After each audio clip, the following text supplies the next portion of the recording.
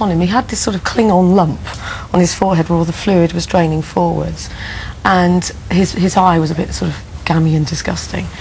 And there were lots of machines, lots of monitors and drips and things, but to be honest with you, looking at him, I instantly just thought, he'll be fine.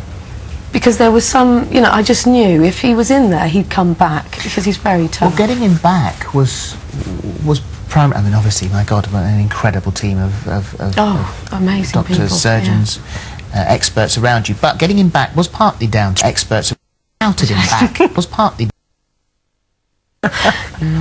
Well, he very, very rarely gets drunk. Very rarely. But if he did get drunk, he like most men, just decide to go to sleep now and go to sleep wherever, usually downstairs on the sofa. And I used to have a hell of a job moving him, so I used to end up bellowing at him. You know, that was the only time I ever shouted at him. And about 4 o'clock in the morning, one of the nights, all of his machines and everything were showing that he was dipping badly, and they were doing observations on him. He wasn't coming out as he should. He wasn't giving any response at all. And I just looked at the nurse, she looked at me, and I said, "This is bad, isn't it?" And she said, yeah, it is. She was trying to get some response for him, had no luck at all. And I said, can I shout at him the way I do when he's drunk? And she said, yes, try anything you can. And I said, but I'll wake everyone up, you know. She said, it doesn't matter, just try. And at that point, we were both hunched over him, and she was had his hands around her index fingers, and the idea is one of the observations is for them to squeeze, and he was doing absolutely nothing.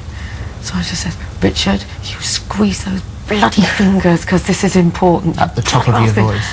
And he made the most infinite movement, but I mean, we both just thought, oh my God. Do you remember any of that? Obviously, I mean, I remember, I do have an odd memory of being in a coma, actually. The coma is an odd state to be in, because it's not like you're completely asleep. Well, this is my recollection of it. There were brief moments of consciousness, because I did dip in and out. And I do have a rather odd, I suppose, a dream of being wandering off, and I do recall suddenly realising, actually, I think I'm in trouble. I don't think they're finding this funny anymore. And I do remember a naughty schoolboy type of thing. Yeah, very much so. Felt like, well, I suspect when Mindy was shouting, she shouts at me all the time. That's about not, but it's just a lie. So how many days was it before you actually came around, before he opened his eyes? Were you there? It was only a few, was it? But I don't remember. I don't remember the first few weeks. But yeah, I mean, the trouble is, I actually don't remember one day to the next because I didn't sleep. And it's just bizarre. I'm sure anybody who's in hospital with someone in that sort of auto mode. Yeah, and one day turns into another, and you can't differentiate. You, I mean, the recovery and travelling to Bristol and the work that was done there, and then your break in Scotland is all documented in the book. But I just want to obviously get to now is where you are now. You say that you'll never be the same person. You'll never be the person you were before. What's changed about you? I don't think anybody who goes through, say, an experience like that, anybody who crashes a jet car at 300 miles an hour, well, that's a fairly limited number of people, but anybody who goes through particularly acquired brain injury, as I did, or any sort of major trauma, when you're perhaps a bit near the edge, inevitably you emerge from it slightly changed. And not in big obvious ways, but perhaps in subtle underlying ways. I mean, I will always now value more. That sounds like I valued them less before, but Mindy, our two daughters, the drive now to be at home with them is stronger than perhaps it was. That's not to say I was a neglectful father and husband before.